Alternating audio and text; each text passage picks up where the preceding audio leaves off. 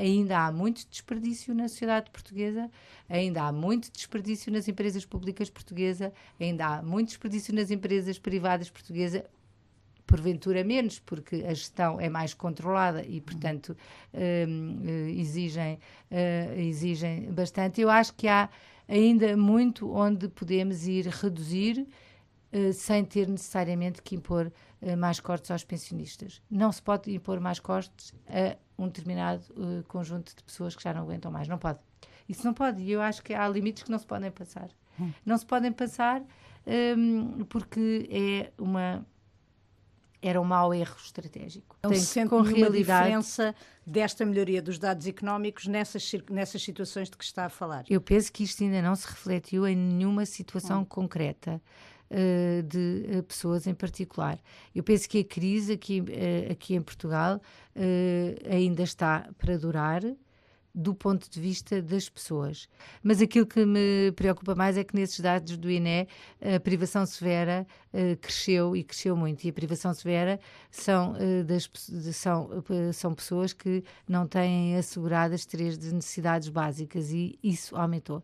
E isso é que eu acho que é inadmissível. Alimentação, aquecimento... É uma de 10, entre as quais alimentação, aquecimento, habitação, vestuário, há 10... Há 10 itens. Sim, e isso é que aumentou, isso é que eu penso que a privação severa ter aumentado o tipo de população que está hoje em risco de pobreza, não é tanto os mais idosos, porque esse já nessa categoria nem aumentou a pobreza, o risco de pobreza.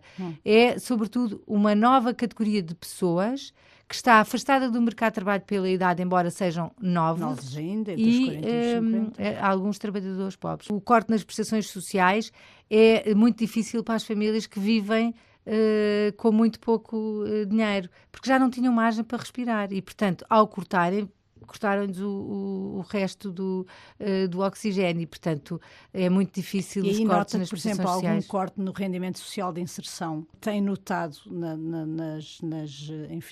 porque o Governo alega que tem feito uma maior fiscalização. A questão é se é assim ou se o corte em algumas situações de rendimento social de inserção colocou as pessoas nessas situações de pobreza extrema.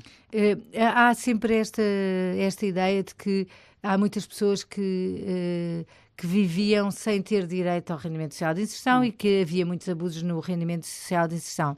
Eu pergunto se a maior parte das pessoas sabe quanto é que é o rendimento social de inserção e se viveriam com isso. Aqueles que apontam a dedo dos abusos, o que eu pergunto é se viveriam com os 180 euros ou com os 200 euros do rendimento social de inserção. Ninguém vive com isso. E, portanto, se há abusos, há que fiscalizá-los e não é justo que haja abusos. Eu tenho algumas dúvidas, ou muitas dúvidas, de que os abusos que porventura pudessem existir sejam hoje efetivamente menores ou tenham incidido em todas as situações que não eram justas. As instituições de solidariedade social têm desempenhado aqui uma almofada de segurança, tanto para as próprias pessoas que recorrem às instituições naquilo que são as suas necessidades mais básicas, como a alimentação e outras, mas funcionam também muito como uma capacidade de fazer com que estas pessoas não estejam tão revoltadas.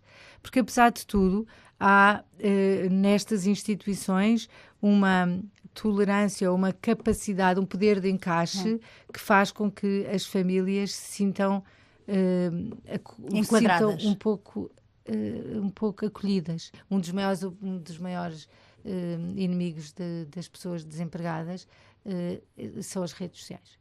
Muitas vezes as pessoas ficam desempregadas e ficam dias e dias inteiros agarradas ao Facebook, ou agarradas a jogos, ou agarradas a falsos amigos que não existem e vivem uma vida que é uma total ilusão, porque não estão no trabalho, mas como estão agarradas ao computador, pensam que estão a gerar algum trabalho.